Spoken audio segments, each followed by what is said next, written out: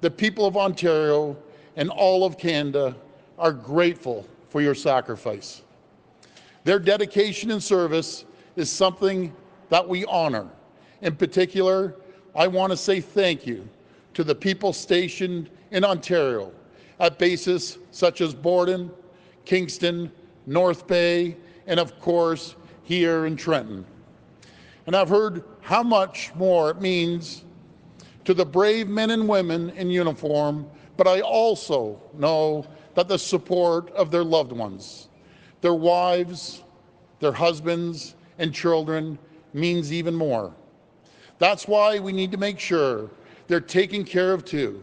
I've been lucky enough to have the opportunity to meet and talk with hundreds of Canadian Forces members over the years. They're proud of their work they do and of the service to our country, and we thank you for that. But like all of us, they worry about their families when they're overseas. What's on their mind is making sure that their families are taken care of here. The upheaval of moving. When I spoke to families a couple months ago, the upheaval of moving weighed heavy on their shoulders when they have to go from city to city right across the country. You could just imagine the stress they feel. Each and every one of us know how much it takes to move a house. Imagine doing that many times. And military families on the average move 3 times more often than most families. They uproot the biggest supporters so that they can fulfill their duty to the military and to Canada. During this week of remembrance, we should never ever forget the families and the loved ones who stand behind the members of our military. That's why our government is committed to helping military families. We will create a new hotline service, a one-stop shop for military families who are moving to Ontario, so it's easier for them to get information like things that we take for granted. But just imagine you're moving your whole family, taking care of schooling, job opportunities for their spouse, because when they go for a job interview, I heard from their families, a lot of companies don't hire them because they don't want to put the effort of training someone for a year and then they're moving. In my opinion, that's unacceptable. We have to take care of military families with job opportunities, vehicle and driver licenses, something that we take for granted. We will be taking care of that for them. Health cards, or as simple as childcare, trying to find proper childcare. These are the pressures that they face day in and day out, and I want to reaffirm that we're going to be there to support you. We're going to do what we can to reduce the anxiety and the stress of moving. When military families come to Ontario, we want them to feel comfortable in their new home, to feel that Ontario is their new home. As quickly as possible, we're starting by consulting with families who will use this service because we want to make sure this hotline has the answers that families are looking for. Our government will meet with people face-to-face. We will receive online feedback to make it even easier to hear from each and every one of them. We will report back in the new year on the results of the consultations. Our government will always stand up for the military personnel and their families. We want to make sure they get the recognition they deserve and the help they need. We need that promise to the people of Ontario and to the military personnel who keep us all safe, and we're keeping that promise. I'm now going to hand it over to Minister Walker. Thank you. Minister.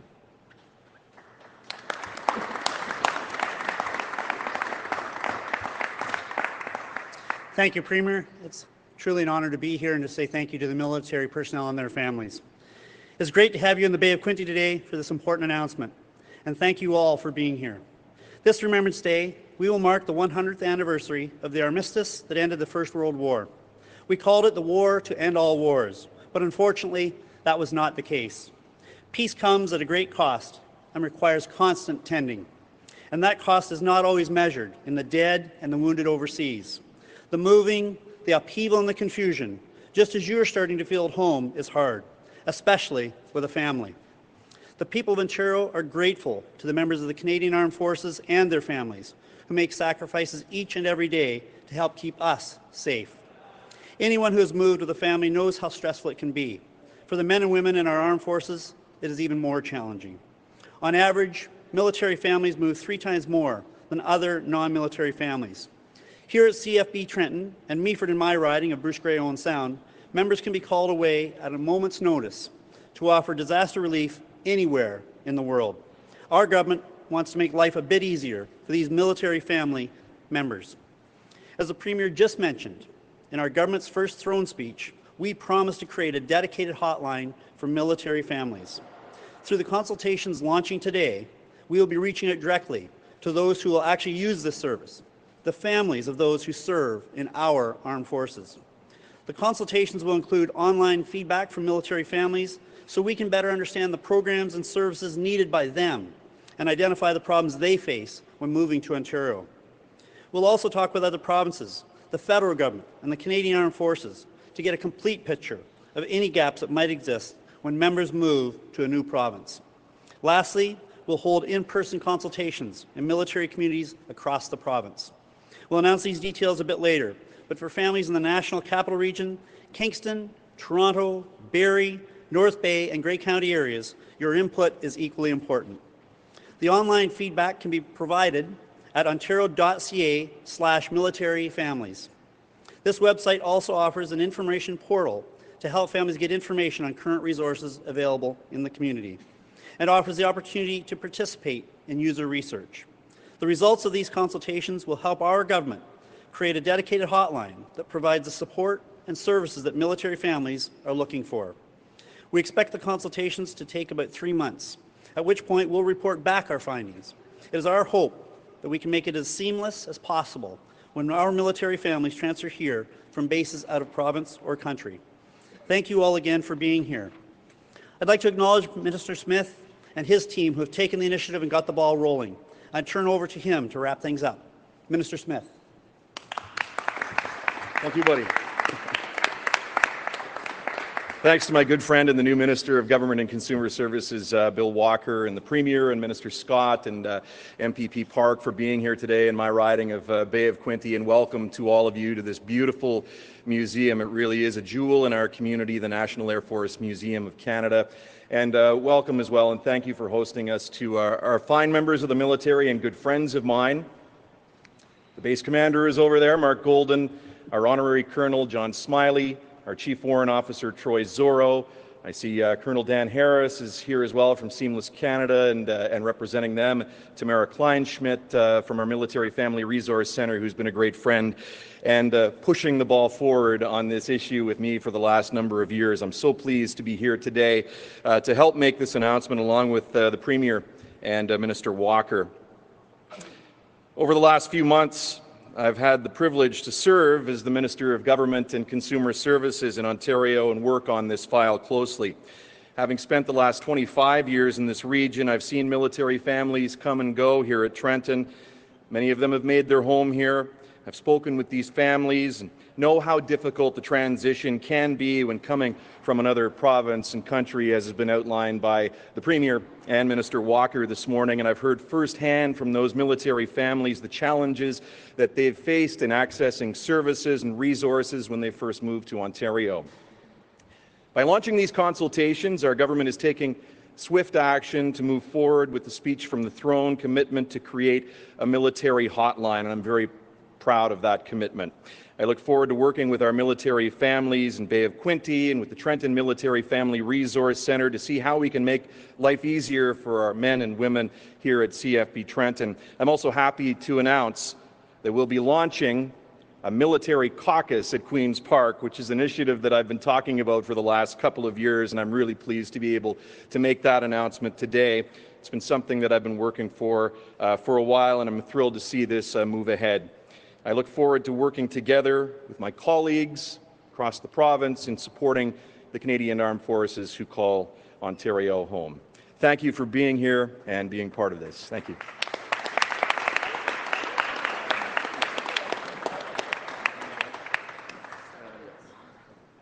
Good morning, Mr. Premier. Travis Danraj, Global News. Hi, Travis. Why did Jim Wilson resign?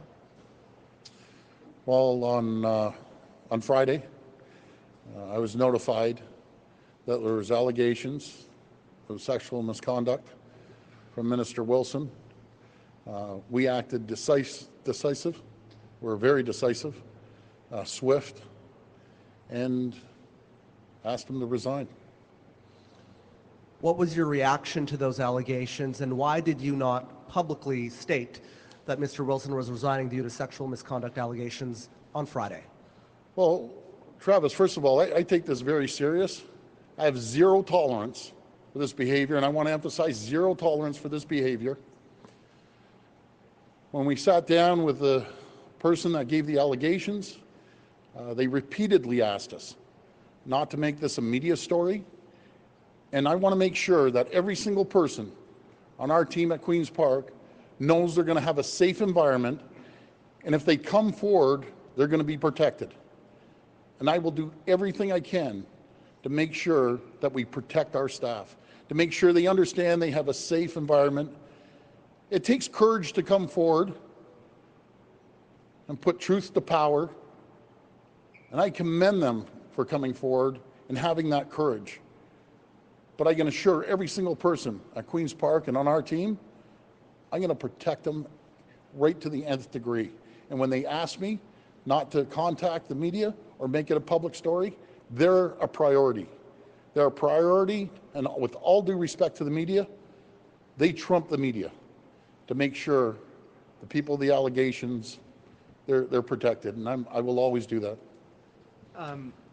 Rob Ferguson, Toronto Star. Just to follow up on that, Premier, the question becomes, is your Premier who's talked a lot about transparency, and in opposition, the Conservatives were highly critical of Kathleen Wynne for when she had some incidents like this for not being transparent and truthful, and there's still one Liberal MPP that we don't know something about in this regard. So how can you say that, you know, basically you're being accused of a cover-up on this?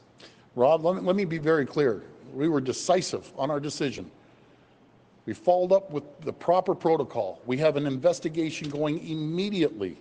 As soon as I found out, within hours, they were gone. They were done. But Rob, what is irresponsible is if I were to give the media the story against the wishes of the people that have the courage to come forward under very stressful times, asking us not to come forward to the media, I think it'd be irresponsible for the media. I think it'd be irresponsible for our party. And as a leader, I will not do that. I will not come forward when I'm there to protect my staff.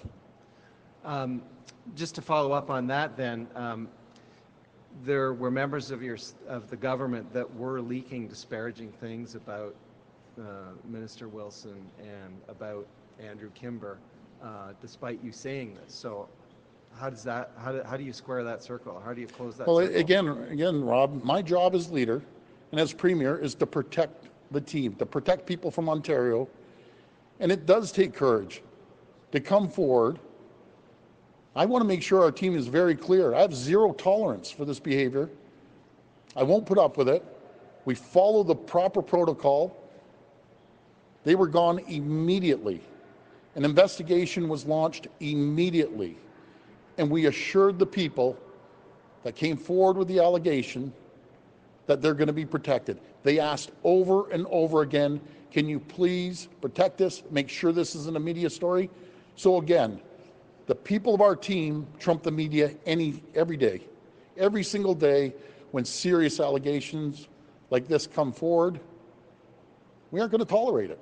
And I proved that we aren't going to tolerate it. Investigation happened immediately, absolutely immediately, and they were done within hours, probably less than hours, when we found out. We made sure that the people came forward with the allegations on both incidents. They were informed that they will provide counseling, they'll be protected, and they can go to the police if they wanted to. They haven't as of yet, they don't want to, but we're going to continue on with the investigation. Premier Randy Rath with CCH TV. Yes, Randy. Police in Hamilton have made a couple of arrests into the nomination irregularities in the Hamilton, West Ancaster, Dundas nomination process. Media lawyers have gone to court trying to get court documents released to the public. The police in Hamilton have said that one of the reasons they don't want those documents released is that it would cause negative bias towards the current sitting provincial government, your government. Is it the place of the police to argue to withhold documents because it may embarrass your or any other government? Well, first of all, I'm a massive supporter of our police. I think they understand their job better than what we do. But I was elected as leader of the PC party to clean up Patrick Brown's mess. And let's make no mistake about it, there's no secret. He left a real mess for this party, and we cleaned it up. We're moving forward. The police are going to deal with it properly. I have all the confidence in the Chief of Hamilton and the police services in Hamilton that they're going to do the right thing. But it's not my job as Premier to interfere in any police investigation. Matter of fact, I can't interfere in any police investigation. So I give the credit to the Hamilton Police. They're going to move forward. And I'm sure it's going to be released in due time, but they know what they're doing. But this is a fundamental and very important question. Should the police be acting to try to protect a government from embarrassment? Again, this is their job to do an investigation. Once the investigation is done, I'm sure they're going to come out public. My job is to clean up the PC party after Patrick Brown's mess that he left. I think we've done that, and we're going to move forward as a party. But I have all the confidence in the chief and how he's handling it. Good morning, Premier. Sinead Dougal with Queen's Park Briefing. I just wanted to follow up. You mentioned that investigations were launched after the resignations on Friday. Who is the third party that is conducting these investigations, and what's the timeline for this? Well, first of all, again, I want to emphasize this point, and I'm going to keep repeating it, that we launched the investigation immediately with a very reputable investigation team, former police officers that deal with this on a frequent basis, and we'll announce that at a later date. But right now, I'm not privileged to announce that. But they're going to get down to the bottom of it. They've done a great job so far in interviewing people. They're a very reputable firm. Again, they were former police officers that dealt with these situations, and they've been doing a great job, and I have all the confidence that they're going to give us everything that we need. Okay, and are you going to commit to releasing the results or the report from these investigations? My number one priority is to protect the people that came forward. As I said, it takes so much courage to come forward, and they're worried about so many different items. They have to know they're going to work in a safe environment under our administration, and if any other allegations come forward, they're going to be protected.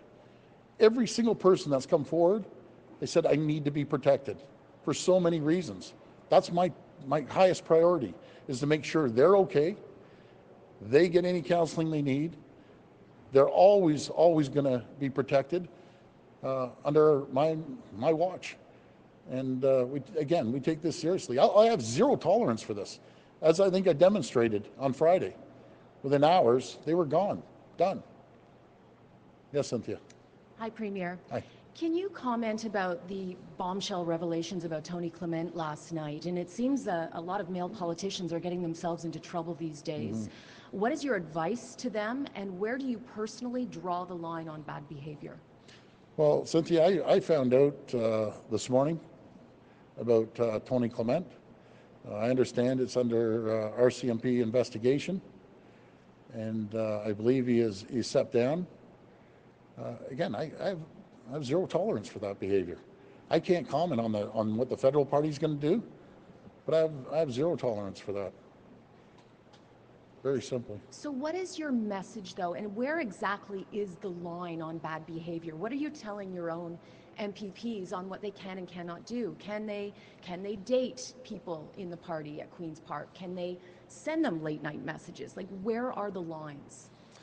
I think you have to be respectful of each other. No matter if it's a male, a female, you have to be respectful. And depending on what the message says, if they're being disrespectful, that's unacceptable. And I think most people know what is respectful and what's not respectful. I think every single person in this room knows what being disrespectful is. And being disrespectful, I won't tolerate it. They'll be done quicker than they can say their name. They'll be out the door. And I've made that message very clear to our caucus, our team, our staff.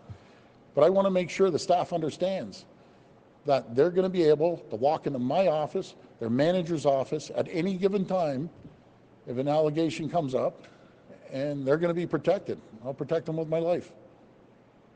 Hi, Premier. Lucas Myers, News Talk 1010. Yes. I do have a question on another matter, but I just want to go back to the first question that Travis asked with regards to what happened on Friday. Mm-hmm. The original statement from the office was that it was about addiction issues. And it was. And let me answer that question. So, yes, if you could clarify Okay, how much of it was I'll be addiction, how much was the allegation? I'll be very clear. The addiction issue is a real issue. Mr. Wilson has gone to rehab.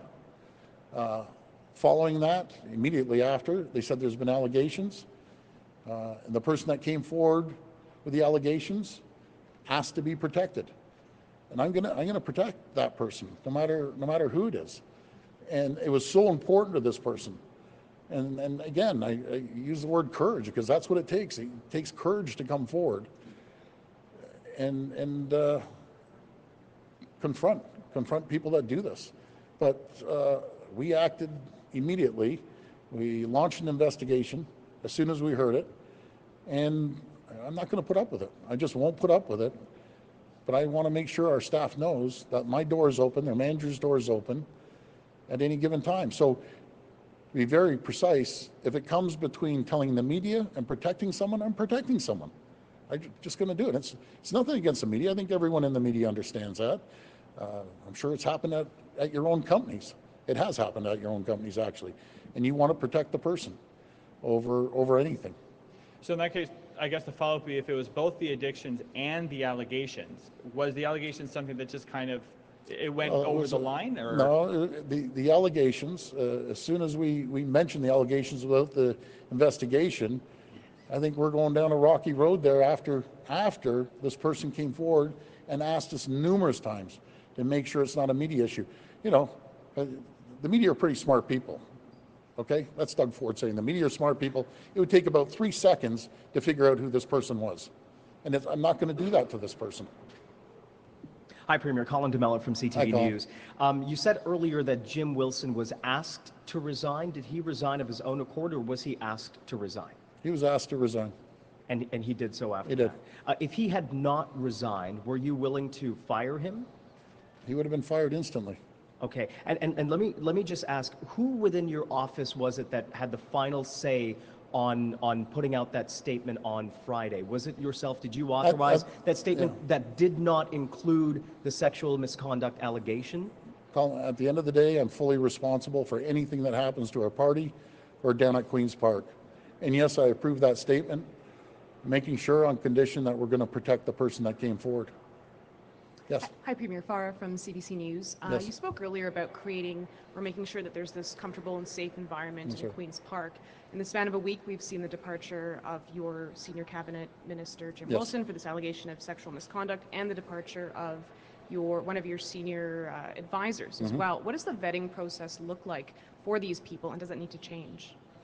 Well, let's first of all talk about Minister Wilson.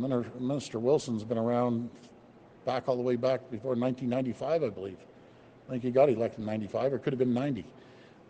So, you know, would you know? Would any of the media know? I didn't know. But when it happened, I don't care who it was. I don't care if he was there for 40 years. We acted decisively. We acted swiftly. He was gone. I don't care who it is and part of our administration. What about for your staff and Andrew Kimber? There are suggestions that he left because of an allegation of sexual misconduct.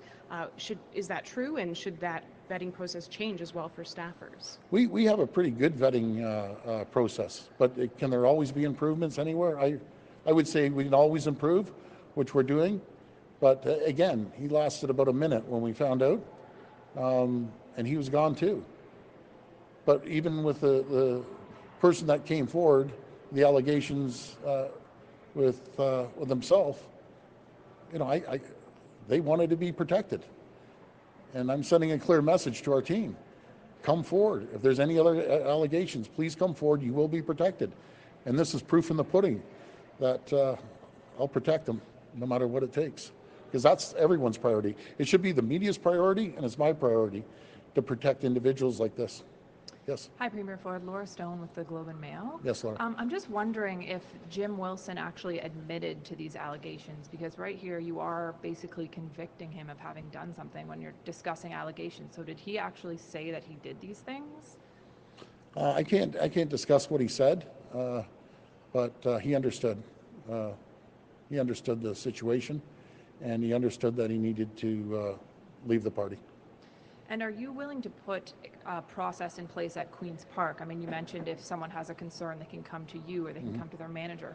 What if the concern is about you or their manager? Is there going to be an independent person who they can come to? Yes, they know the process. They can go to HR. They can go to the commissioners, but they're going to be protected.